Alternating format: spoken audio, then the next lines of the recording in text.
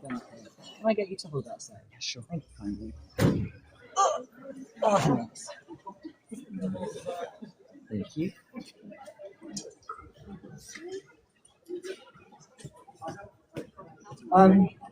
Over the past week and a half, I've obviously been sad and scared and furious, but I've also felt a sense of frustration at some of the ways trans people and our comrades have been responding, trying to argue against the ruling. They seem to have this undercurrent of apology and of foreclosing the possibility of a radically liberated trans future in favour of pandering to cis society. I keep hearing, but we're only 1% of the population, as if it would be a bad thing if there were more of us. I keep hearing, we're not a threat. And we're not a threat to women's safety or children's safety, but we are a threat to patriarchy.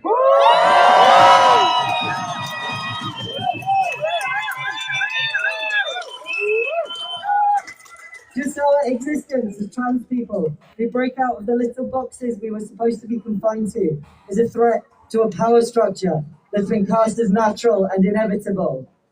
When we change our sex, and you really can change your sex, it's great fun, you should try it.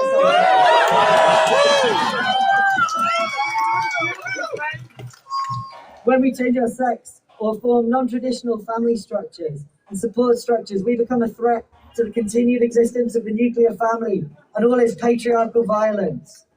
We are a threat to patriarchy, and that's what makes us very cool, and is also the reason they are attacking us. That's what the culture wars and scapegoating framing obscures.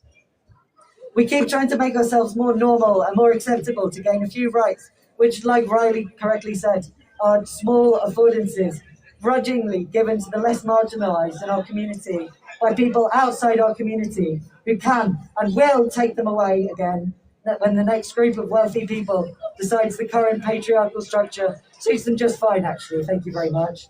As we've just seen, we ask for things like X's on passports, as if the mechanisms of the violent, racist border are going to make our community safer somehow.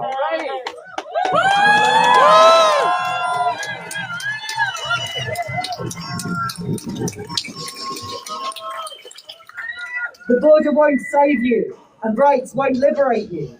We need to stop asking nicely for our rights and start organising to build liberation. Yeah, come on!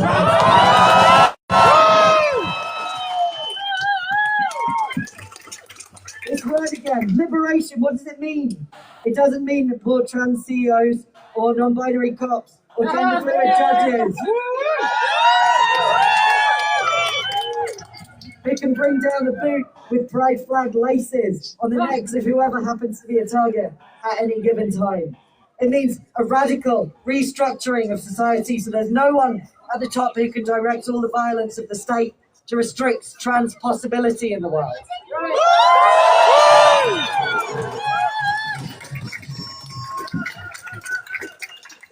And if we want to gather, we have to mobilise. We have to keep mobilising beyond today, or this month, or this year. And to do that, we have to organise. I know this is what everyone speaking tonight are telling you, but it's true and it bears repeating. We have to build our own liberation.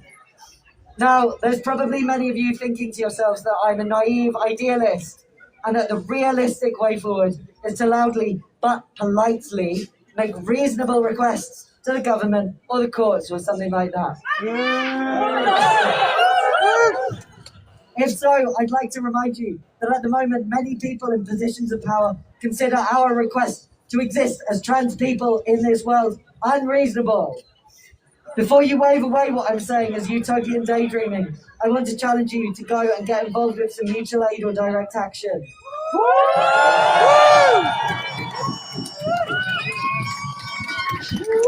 It doesn't have to be directly trans-focused. You'll find trans and queer people in pretty much any organising space.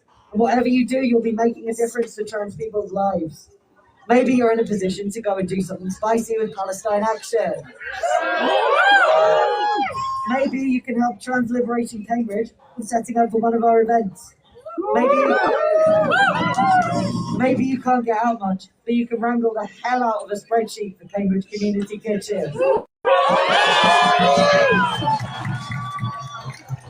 In any case, go and get involved. And I guarantee you that you will meet people whose dedication and creativity and unwavering love for their community will expand the horizons of what you believe is politically possible.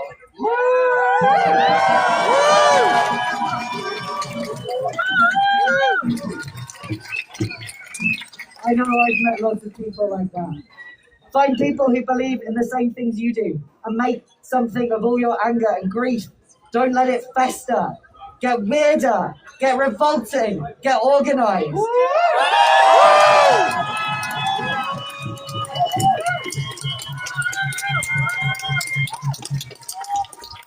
It'll be okay because we will make it okay. Until then, stay alive out of joy or out of spite.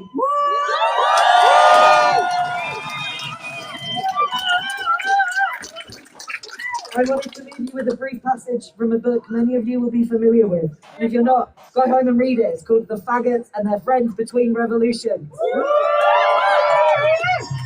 It goes like this. The strong women told the faggots that there are two important things to remember about the coming revolutions. The first is that we will get our asses kicked. The second is that we will win.